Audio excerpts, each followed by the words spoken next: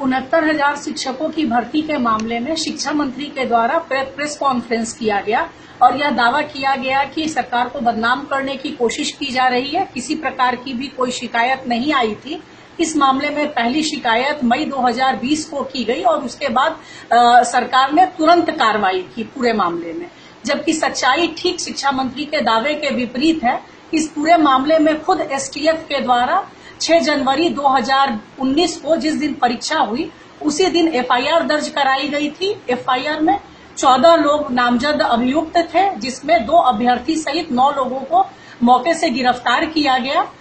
मौके पे आंसर की बरामद की गई, 12 चेक बरामद किए जाने की बात कही गई। इसके साथ ही यह भी एफआईआर में कहा गया कि पकड़े गए लोगों ने ये कहा है कि इसमें कई अन्य जिलों के भी लोग शामिल हैं और बड़े पैमाने पे धांधली की बात इस पूरे एफआईआर को देखने से सामने आ रही थी। उसके बाद भी एसटीएफ के द्वारा किसी भी प्रकार की कोई कार्रवाई नहीं की गई। न एसटीएफ के द्वारा कार्रवाई हुई, न शासन के द्वारा कार्रवाई हुई। और अब जो एसटीएफ के द्वारा कार्रवाई और जांच किए जाने और जांच दिए जाने की बात कही जा रही है, वह सीधे सीधे पूरे मामले को वाइट वॉश करने की कोशिश है। इस पूरे मामले की जांच सीबीआई को दी जानी चाहिए और इस पूरे प्रकरण में इतने साक्ष्य होने के बाद परीक्षा निरस्त किया जाना चाहिए। 69,000 शिक्षकों की भर्ती के मामले में शिक्षा मंत्री के द्वारा प्रेस कॉन्फ्रेंस किया गया और यह दावा किया गया कि सरकार को बदनाम करने की कोशिश की जा रही है। किसी प्रकार की भी कोई शिकायत नहीं आई थी। इस मामले में पहली शिकायत मई 2020 को की गई और उसके बाद सरकार ने तुरंत कार्रवाई की पूरे मामले में, जबकि सच्चाई ठीक शिक्षा मंत्री के दावे के विपरीत है।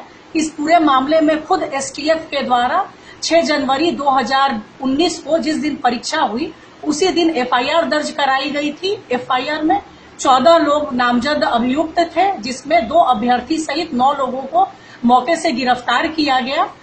मौके पे आंसर की बरामद की गई, 12 चेक बरामद किए जाने की बात कही गई। इसके साथ ही यह भी एफआईआर में कहा गया कि पकड़े गए लोगों ने ये कहा है कि इसमें कई अन्य जिलों के भी लोग शामिल हैं और बड़े पैमाने पे धांधली की बात इस पूरे एफआईआर को देखने से सामने आ रही थी।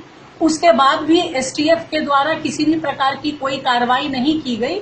न एसटीएफ के द्वारा कार्रवाई हुई, न शासन के द्वारा कार्रवाई हुई। और अब जो एसटीएफ के द्वारा कार्रवाई और जांच किए जाने और जांच दिए जाने की बात कही जा रही है, वह सीधे सीधे पूरे मामले को वाइट वॉश करने की कोशिश है।